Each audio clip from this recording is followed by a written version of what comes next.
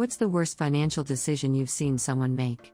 My cousin spent 100% of her inheritance and took out a lien on her home to buy a second home in the mountains. Thing is, it was being pushed over by a mountain. And they thought they could fix it. I went and seen it, and every door jamb was crooked and the doors wouldn't shut. They took me down into the basement and they were trying to use I-beams to stop the mountain from pushing on the home. I was just like, what the hell are you doing? That won't solve anything. Fast forward 6 months and they asked me for $50,000 to help and I declined. Fast forward a year and the home collapsed, and now they owe over $300,000 plus for a home that doesn't exist, and if they don't make the payments they lose their other house too because they used the original home as collateral and could not get insurance on the second home. Total money lost upwards of $700,000.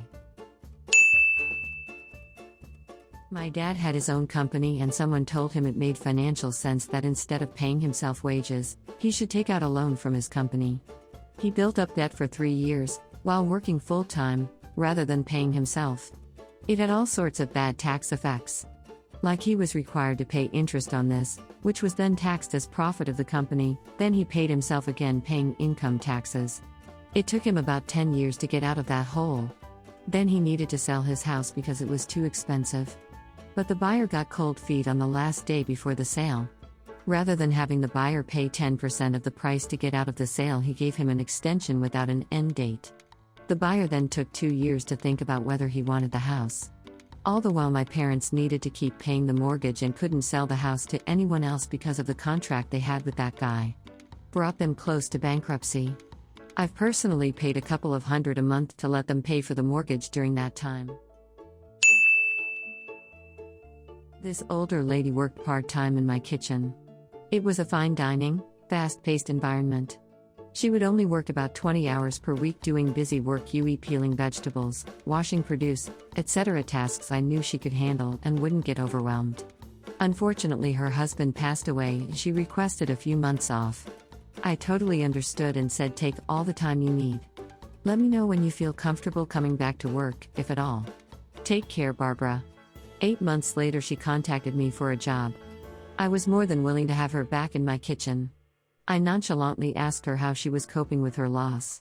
She broke down in tears.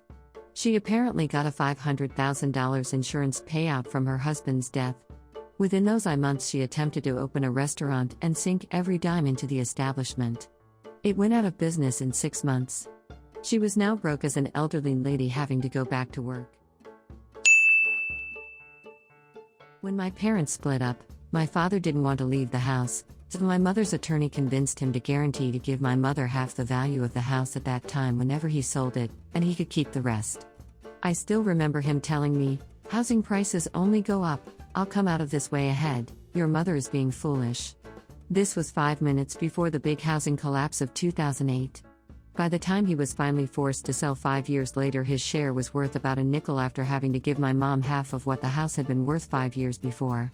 I think about this every time he complains about not having any money, which is basically every time he talks to me. My sister's husband reached out to me on some investing advice to make some quick cash during the pandemic when they had access to some extra income on top of an inheritance lump sum they came into. Told him over and over that investing should not be looked at as some kind of get-rich-quick scheme, and that any avenue that had that sort of potential had a greater chance of causing you to lose it all. Instead, look at it as a way to gradually build wealth over time. Explicitly told him that the market is going to be volatile due to the pandemic and no one having any clue what that would mean for the markets. Went over the basics and recommended a split of some Vanguard index funds, PSAC/GX. I also covered the concept of riding the ups and downs, and that by consistently investing you will buy at highs and lows which will even out over the long run towards steady growth. Reminded him multiple times that you do not lose anything in the market until the second you sell, and the difference between taxes associated with long versus short-term capital gains. Most importantly, I made sure to remind him that this is a gamble and that there is always risk involved, and to never invest something you cannot afford to lose. What does he do? He dumps $35,000, they're not wealthy at all, into the market and then pulls it out 4 months later, the first time the market took a dive. My sister then gets pissed at me for telling him to do all of this. I sold all my Bitcoin for a $20,000 loss at $4,000 a coin back during the very first run. I was unable to sell at the top because I was on deployment and couldn't get my 2FA code. Recently YOLO $20,000 into FRC on some really brilliant advice that it was at the bottom and will definitely recover. I rushed to buy with seconds left before the market closed. After hours I lost 80%. I recovered $315 of my $20,000 investment. So overall I am about $40,000 in the hole of everything I've ever invested. The stock I was in before I invested in FRC though, that was basically flatlined, did go up 2,700% last week though, so that felt good. But this pales in comparison to when I was in Chile at the casino and the man next to me was playing 3 seats in blackjack, betting $10,000 a hand and doubling down on almost everything. The table turned and I went from up $4,000 to down $2,000 in a matter of minutes. The guy next to me lost over $300,000 that night. I'm not joking. I really do somewhat regret not asking him for a $10,000 card. They aren't chips when they are that big to play with.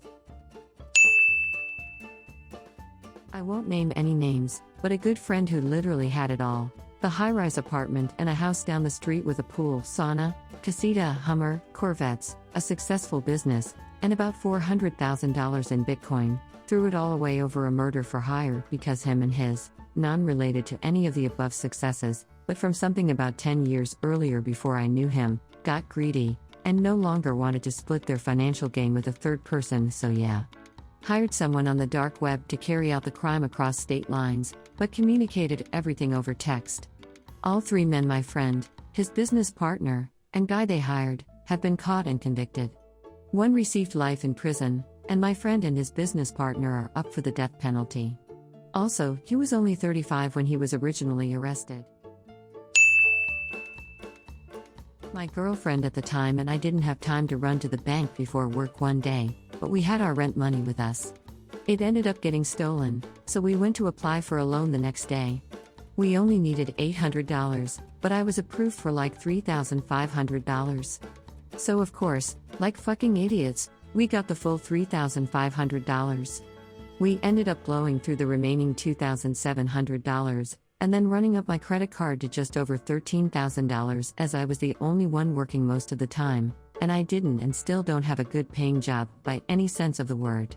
We ended up breaking up like 6 months after the fact, and due to the nature of the split, I didn't want a thing from her.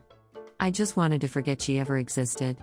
So now I'm on the hook for over $13,000 and made payment arrangements for the card. I get paid weekly. The payment was supposed to come out on Tuesday, and I got paid on Thursday. It wasn't there on Tuesday, so the company immediately sent it to collections, and that just pissed me off. So like a reasonable adult/S, I just refused to make the payment at all for over 2 years. Eventually the collections company found me, and now I'm paying them instead of doing what I should have done in the beginning.